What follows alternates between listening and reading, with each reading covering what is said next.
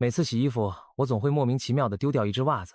我怀疑那调皮的小东西一定是溜进了第四维空间去度假了。这听起来有点离谱吧？但它正好勾起了我的一个疑问：你有没有想过，我们身处的这个世界可能并非宇宙的全部真相？有没有一种可能，在我们看不见摸不着的角落里，还隐藏着别的方向和空间？比如说，比我们熟悉的三维空间更多的一维，存在所谓的四维和五维，甚至更高维度的空间。听上去有点悬，对吧？别急，这正是我们今天要一口气聊透的话题。换句话说，我们要来揭开维度的秘密，高维空间到底存不存在，又该如何去理解？别担心，我们会用最大众的语言，从数学到物理，再到科幻和哲学，带你一起轻松探索高维空间的奥秘。在深入神秘的高维世界之前，先让我们了解一下什么是维度。我们每天的日常生活都在一个三维空间里度过，也就是有长度、宽度和高度这三个维度的空间。这三个维度构成了我们感知世界的基本框架。不过，为了更好地理解更高维度的概念，我们不妨先从零维、一维、二维这些低维度说起，一步步往上加。这里需要说明一点，物理学中也有一种四维空间的说法，其实指的是三维空间加上一维时间，构成四维时空。那里的第四维是时间维度，并不是额外的空间方向。所以我们今天讨论的高维空间，指的是除长宽高之外的新空间维度，而不包括时间。搞清这个区别后，我们再继续。什么是零维空间？简单来说，零维就是一个点，这个点没有长度，没有宽度，更没有高度，只有一个确定的位置。它不像我们用笔在纸上点下的墨迹，那墨迹多少还有面积和厚度。零维的点是彻底抽象的，没有任何大小，只表示数学意义上的一个位置。在这样的零维世界里，没有上、下、左、右、前、后这些方向，因为根本不存在空间的延展。想象一下，如果你生活在零维空间里，你将被困在一个无比微小的点上，从出生到结束都待在原地，连挪动一下位置都做不到。对零维的你来说，移动是没有意义的，因为没有别的地方可以去。听起来太惨了吧？别急，我们赶紧把维度增加到一维，把刚才那个零维的点拉长成一条线，这条线只有长度这一个维度，而没有宽度和高度，这就是一维空间。生活在一维空间里的你，就像一只在细长管道里爬行的蚂蚁，只能沿着管道前后移动，因为没有第二个方向，你永远无法绕过前方的障碍物。如果前面也有一只蚂蚁堵住了路，你只能干瞪眼等它挪窝，因为你没办法从旁边超车。可以想象，一维世界如果发生交通堵塞，那真是让人绝望。所有车辆和行人只能一个跟一个排成长龙，谁也别想超车绕道，只能耐心等待前方的障碍清除。在一维的世界里，所有东西都乖乖地排成一行，道路永远笔直狭窄，没有岔路可走。相比零维的原地踏步，一维空间已经让你能前进后退，但日子依然过得很憋屈。再来增加一个维度，进入二维空间。所谓二维，就是有长和宽，但没有高的空间。简单理解，就是一个没有厚度的平面世界。如果你生活在二维世界里，你就像被压扁在纸面上的小人，所有事物都是扁平的。你可以在这个平面上前后左右的自由行动，但是永远无法离开这张纸去往上或者往下，因为对你来说，上下的概念不存在。在二维的国度里，你不会像一维蚂蚁那样被堵成一条线，因为你可以绕开前面的障碍物，从侧面绕过去。然而，二维世界也有它的怪异之处，因为缺少高度，你看到周围的一切其实都只是物体边缘的轮廓线。举个例子，你和你的二维朋友可能长得圆圆的或方方的，但在彼此眼里都只能看到对方侧面那条细细的边，你永远看不到你朋友完整的正脸，更别提他的背影或内部是啥样。其实，二维生物的身体构造也让人挠头。已故物理学家霍金曾打趣说，如果二维小人像我们一样有嘴巴和肛门，那他的肠道就相当于在纸片一样的身体上挖了一条通道，这会把身体分成两半，显然是行不通的。所以二维世界的生命也许根本没有我们熟悉的消化系统，它们可能靠吸收周围的能量存活，或者干脆不存在复杂的内部器官。幸好这只是理论推想，否则二维的小伙伴们恐怕要为吃饭问题发愁了。更神奇的是，当来自三维世界的东西闯入二维世界时，在二维生物看来将会是难以理解的现象。假设有一天，一颗球从高处掉落，垂直穿过你所在的二维平面，对于二维的小人来说，他们不会真的看到一个球形，因为球这个概念超出了他们的认知，他们只会看到一个诡异的情景。起初地面上出现一个小圆点，然后这个点慢慢变成一个越来越大的圆圈，接着又缩小为一个点，最后完全消失。不明真相的二维居民肯定会一头雾水，这圆圈是从哪来的，又到哪去了？其实对于我们三维人类来说，这很容易理解。其实那不过是一颗三维的球体经过二维平面时不同截面的投影而已。球体刚刚接触平面时，平面上出现的是一个点，当球深入一些，平面与球的交界面变成一个圆形截面，看到的圆圈变大，当球快要穿过去时，截面圆又变小成了一个点，最终球完全离开平面，二维世界就什么也看不到了。这个情景听起来像是在讲离奇故事，其实早在1个多世纪前，就有人用类似的方式来启发大家对维度的理解。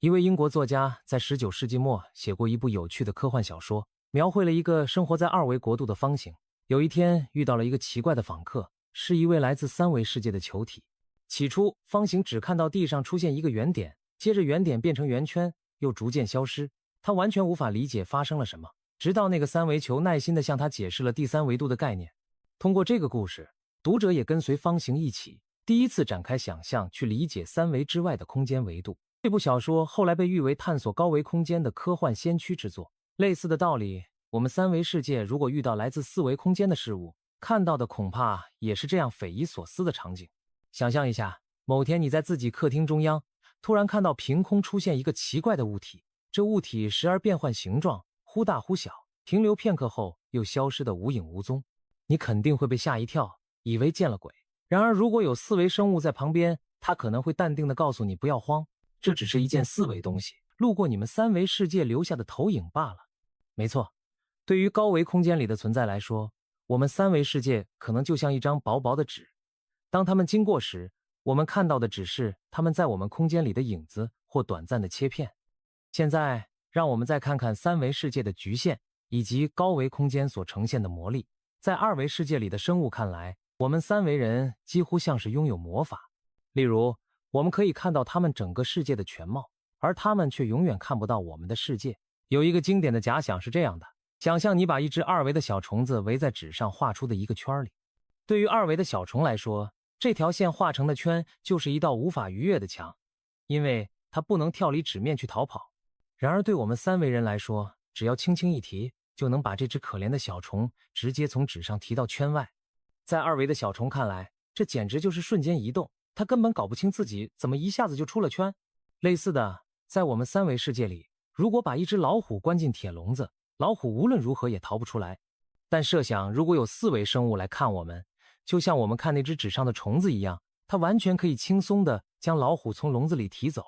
在我们看来，老虎就像凭空消失了一样，实际上只是被人家从我们这个空间搬到了高维空间中。由于视角更高维，四维的存在，看我们也会看到更多的细节。回想一下，我们在三维空间里看二维世界的漫画书，可以一眼看穿画里纸片人的内部，因为对我们来说，他们毫无秘密可言。同样，对四维生物来说，我们三维的身体也可能是透明的，任何三维物体在他眼里都没有遮挡，他可以同时看到物体的正面和背面，看到你的身体表面和内部的一切。你身上穿了几层衣服，兜里揣了多少钱，还有没有偷藏巧克力，恐怕都逃不过四维生物的眼睛。从这个角度说，要是有四维的偷窥狂，他甚至不用 X 光机就能像翻书一样看到我们体内的所有器官。这画面想想都让人脊背发凉。幸好目前我们不用担心，真的有人具备这种上帝视角。事实上，在一些小说和大胆的想象中，就利用了这种四维视角的恐怖威力。有人设想，如果凶手掌握了四维技巧，他可以在密室中不留下任何破绽就取走受害者的心脏。因为对于四维存在而言，我们的身体就像一幅展开的平面画。这听起来毛骨悚然，但也说明了高维空间的力量是多么不可思议。说到这里，你可能已经有了疑问，四维空间到底是什么方向呢？我们知道一维有前后，二维有前后加左右，三维在此基础上多了上下。那么四维那个额外的方向在哪？我们根本没法指给你看，因为我们的手只能指向长、宽、高三个方向中的任意一个。第四个空间维度必须是一个和这三个方向都垂直的方向。可惜我们大脑完全没法直观想象出这样一个互相垂直于长宽高的轴。别说你了，就连数学家、物理学家也只能用符号和方程描述它。而无法真的在脑子里勾勒出四维空间的画面。这并不是我们不聪明，而是我们的感官天生只能感知三维。假如有一天，一位来自四维空间的高维生物突然出现，邀请你去他的世界做客，见他轻轻一拉，就把你从我们熟悉的空间中拽了出去。回过神来，你发现自己进入了一个完全无法用语言形容的奇异空间，低头望向原来的世界，那景象让你终生难忘。你看到自己的房子、街道，还有远处的城市，全都像透明的一样层层展开。你甚至能同时看到每栋房子里的每一个房间和家具。更夸张的是，你看到了地球内部滚烫的岩浆，并且透过岩浆看到了地球另一侧的海洋和陆地。可以说，此刻在四维空间俯瞰三维世界，没有任何遮挡，一切都一览无余。你的大脑一时间难以处理涌来的海量信息，只觉得天旋地转，赶紧闭上眼睛缓了缓。过了一会儿，你开始稍微适应这种奇异的视角。这时，那位四维向导拍拍你的肩膀，示意你向前走。你鼓起勇气朝着某个看不见的方向迈出一步，却惊讶地发现自己并没有坠落，仿佛走在一条隐形的楼梯上。原来，在四维空间中多出了一条我们从未体验过的道路。就这样，你跟随着向导在四维空间中自由行走，犹如幽灵一般穿梭于三维的物体之间。你甚至轻松地伸手穿过坚固的岩石，从地底拿起了一块遗落的钻石，又悄无声息地将它放回原处。这一切对于四维存在来说都只是举手之劳。短短几分钟的奇妙旅程后，这位四维朋友把你送回了自家客厅。你回到三维世界，周围一切看起来都跟离开前没有区别，可你的内心早已波涛起伏。刚才亲身体验的高维空间，感觉仿佛一场梦境，那种上帝般的视野和力量让你久久无法平静。当然，这只是我们的想象，高维空间在现实中是否存在还不得而知。那么，高维空间到底存在吗？老实说，对于四维乃至更高维空间是否真实存在，这是科学界至今尚未解决的谜题。在日常经验中，我们从未直接接触过第四个空间维度。我们生活的世界里所能移动、触碰、看到的一切，似乎都严格局限在三维之内。难道高维空间只是科幻小说里的幻想吗？科学家们并不这么认为。虽然我们直观上感受不到四维空间，但在数学上维度是可以拓展到任意多个的。数学家可以轻松地定义出四维、五维乃至 n 维空间的概念。在这些高维空间里，每增加一个维度，就多出一个坐标轴。比如，我们可以用4个坐标值来标定四维空间里一个点的位置。前3个坐标对应长度、宽度、高度，第4个坐标则代表全新的空间方向。对于数学而言，研究高维空间的性质早已是家常便饭，甚至在19世纪，数学家们就系统地探讨过四维几何的奥秘，提出了诸如四维超正方体等形状的性质。四维超正方体也被叫做超立方体，你可以把它看成是立方体在高维空间中的推广。立方体有6个平面组成的表面，超立方体则会有更多的超面。我们没法真正看见超立方体，但这并不妨碍数学上严谨的证明和计算它的特性。数学上的可能性给了物理学家灵感，在物理学中引入高维空间可以解决一些非常棘手的问题。20世纪初就有科学家提出假说，认为我们宇宙也许存在一个额外的空间维度，只是因为这个维度卷曲得非常小，我们没有注意到。如果把这个隐藏的维度考虑进来，也许就能把电磁力和引力这2种看似无关的作用统一解释。这是最早的额外维度假说。后来，这个思路在几十年后的弦理论中得到发扬光大。说到弦理论，你可能听说过它的大名，这是当代物理学中试图统一万物的一种前沿理论。弦理论有个很疯狂的预言，我们习以为常的3维空间其实远远不够，宇宙可能有10维甚至11维。根据弦理论，构成宇宙的基本单位不是点粒子，而是极其微小的一维弦。要让弦的振动模式解释所有基本粒子的性质，我们不得不引入更多空间维度来满足数学上的一致性。具体来说，基本的超弦理论要求空间有9维，再加上1维时间，总共10维。而另一种被称为 M 理论的升级版本甚至需要11维空间。听起来维度一下子多出了6、7个，去哪了呢？科学家们解释说，这些额外的维度可能全部蜷缩在比原子核还小的尺度上，就像被卷起来藏在我们宇宙每个角落里的微小空间卷筒，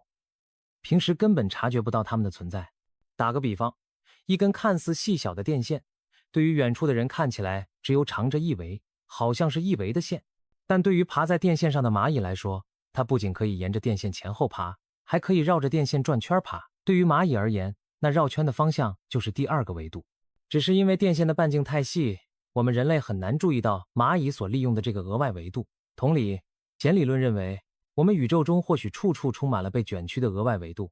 它们的尺度无比微观，小到我们宏观上根本感受不到。但如果我们能够缩小到极其微观的程度，或者拥有足够高的能量去探测，也许就能发现那些隐藏的空间维度。这些额外维度究竟有什么用呢？根据弦理论的设想，额外维度的形状决定了一切。想象每一个基本粒子对应着一条小弦的不同振动模式，而这些弦振动的方式又受到额外维度卷曲形状的影响。额外维度卷曲成什么样，就类似决定了小提琴共鸣箱的形状，从而影响琴弦发出的音调。在宇宙这个大舞台上，不同粒子的质量和作用力强度都可能与额外维度的拓扑形状相关。有趣的是，有人打趣说，我们之所以有如今这样的宇宙常数和物理规律，就是因为上帝挑选了某种维度卷曲方式。要是换一种卷曲形状，可能整个宇宙都会大不相同。当然，目前这一切还只是理论推演，离真正证明还有很长的路要走。除了基本粒子，有些理论还试图用额外维度来解释更宏大的谜题。比如，有人提出引力，相对其他基本力而言，之所以那么弱，可能是因为引力的一部分泄露到我们看不见的高维空间中。因此，在我们三维世界感受到的引力只是冰山一角，就显得特别微弱。这有点像一个房间漏了声音，如果墙上有隐蔽的小门，音乐会漏出去一部分，屋里听到的声音就变小了。尽管这样的假说非常有趣，科学家也在大型强子对撞机等实验中努力寻找可能的证据，比如看看是否能短暂制造出微小的黑洞，或者观察到粒子突然消失，以验证高维空间的存在。不过直到目前为止，还没有确凿的实验证据能证明这些额外维度真的在那里。高维空间依然停留在理论假说和数学推演的阶段。此外，科学家还曾通过精密实验检测引力在极短距离下的表现，以寻找额外维度的蛛丝马迹。如果额外维度存在，那么在比头发丝还细的微米尺度上，引力可能会因为部分扩散到高维空间而变弱，从而偏离牛顿引力定律的预期。可惜直到目前，这类实验并没有发现任何异常现象。这意味着，如果额外维度真的存在，它们的尺度一定比我们目前能探测到的范围还要更小。现在，让我们看看科幻作品和哲学思考中关于高维空间的奇思妙想。既然科学上高维空间还没有定论，那在想象的领域倒是大有用武之地。很多科幻作品都热衷于玩转高维概念，把它作为天马行空的创意源泉。最常见的桥段之一就是利用高维空间进行瞬间移动或超距离旅行。比如有些小说里描述，人类发现了通往第四维度的通道，一旦穿过去，就能在宇宙中实现超光速的跳跃。在一部科幻电影《星际穿越》中，人类在土星附近找到了一个神秘的虫洞，这其实可以看作是高维空间在三维世界中的体现，它连接了两个遥远星系之间的通路。影片的结尾还出现了一个五维空间的场景，主角掉入黑洞后，进入了一个奇异的立方体空间，在那里，时间仿佛变成了可以被看见和触摸的实体。这正是电影对高维时空的一种形象化演绎。除了星际航行，高维空间在科幻中还被用来解释各种超能力和怪现象。比如，有人把所谓的幽灵和灵异事件归因于高维空间的投影。也许那些鬼魂只是四维生物不小心闯入我们三维世界留下的影像，当他从高维退回自己的空间，我们看到的鬼影就消失了。再比如，科幻作品里常出现能够随意穿墙而过的角色，与其说他们真的变得像幽灵般透明，不如说他们学会了借助第四维度来绕过墙壁。这就像我们从纸上提走那只小虫一样，如果有人能进入高维空间，然后在墙的另一侧回到三维，那么对旁人来说，他就像直接穿透了墙壁。高维的奇思妙想也在一些轻松的作品中登场，深受大家喜爱的动画《哆啦 A 梦》就暗藏着高维空间的元素，比如它的四次元口袋和任意门，其实就是与异次元空间相连的道具。口袋看似只有巴掌大，却能掏出无数东西，因为物品实际上被存放在另一个维度的空间仓库里。任意门更是厉害，只要打开门跨进去，就能通过高维通道瞬间出现在世界的任何角落。这些想法听起来异想天开，但却让人充满幻想。假如我们真的能利用高维空间，是不是可以实现瞬移、储物甚至时间旅行呢？科幻作品中还有另一个宏大的想法是平行宇宙。有人认为我们的宇宙并不是唯一的，而是更高维空间中众多宇宙之一。可能每个宇宙都像一张漂浮在高维空间里的膜，我们这个宇宙不过是其中之一。在另一些维度方向上，也许还存在着和我们平行但互不相干的其他宇宙。这个想法同样令人着迷，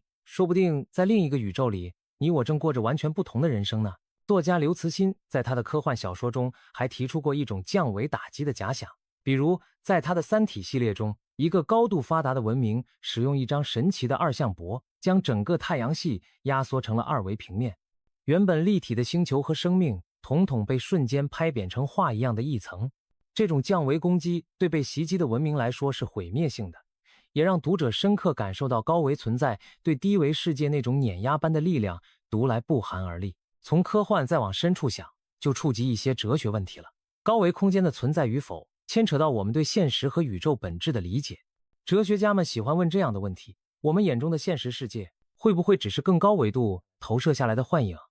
就像二维世界的影子置于三维物体，我们所经历的一切，可能也是某种更高维真实世界的影子。古希腊哲学家柏拉图有一个著名的洞穴寓言，巧妙地阐释了影子与真实的关系，也给我们提供了类比高维的思路。他设想有一群囚徒从出生起就被锁在洞穴里，只能面朝洞壁，囚徒身后有一团火把，偶尔有人从火把前经过，物体的影子就投射在囚徒眼前的岩壁上。对这些囚徒来说，那些影子就是他们以为的全部现实，因为他们从未见过洞穴外真正立体的人或物。后来，其中一个囚徒逃出了洞穴，第一次看到外面的真实世界，才意识到自己过去看到的都只是影子和投影。换作我们，或许我们也是被困在三维洞穴里的观察者，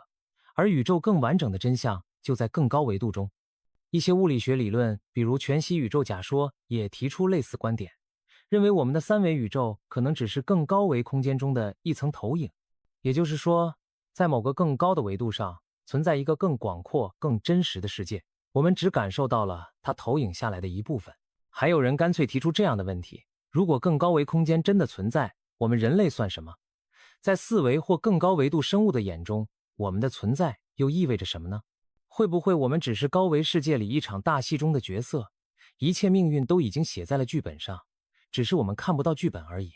这种想法听上去很玄乎，但其实和许多宗教或哲学观念有异曲同工之妙。比如有观点认为，有全知全能的神掌控着我们的命运，如果换一种说法，也可以理解成高维存在对低维世界的掌控。换个角度想，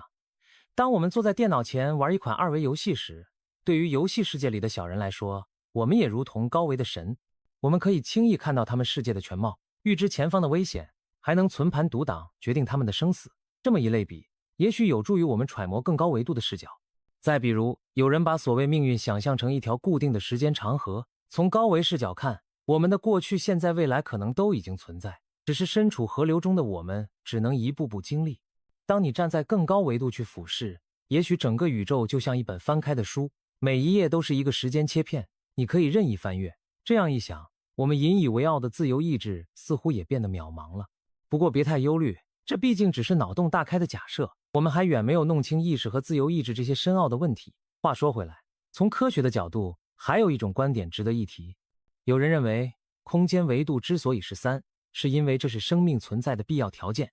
比如，如果空间只有2维或者高达4维，行星绕恒星的轨道可能无法稳定存在，原子结构也会变得混乱，复杂生命也许根本无法诞生。因此，我们恰巧生活在3维空间，也许并不是巧合，而是宇宙规律选择的结果。只有在3维这样恰到好处的维度中，像人类这样的智慧生命才有可能出现。聊了这么多，无论科学理论还是天马行空的幻想，最终还是回到那个终极问题：高维空间到底存在吗？到目前为止，人类所有的实验和观察都没有直接证明高维空间的存在，我们暂时还无法与4维生物打交道，也没找到打开任意门的钥匙。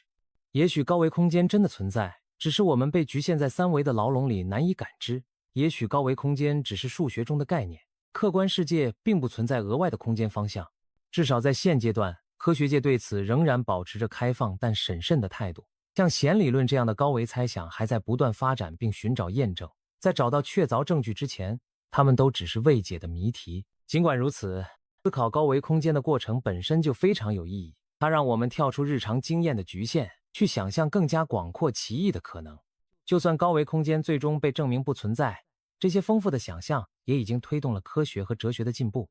就像早年人们幻想飞翔最终促成了航空的发明一样，对高维的好奇也许会引领我们打开认知的新大门。最后，我们不妨把话题轻松一下，也许在遥远的未来，当人类的智慧和技术发展到一定程度，我们真的能够窥探乃至踏入高维空间。那时候再回头看我们现在的三维生活，可能就像成年人回想儿时的涂鸦，一切是那么简单又那么不可思议。当然，这只是美好的想象。在真正解开高维空间的秘密之前，我们还是老老实实的过好三维的小日子吧。下次你在丢袜子的时候，可以开个玩笑调侃一句，说不定他就是去了高维空间旅游呢。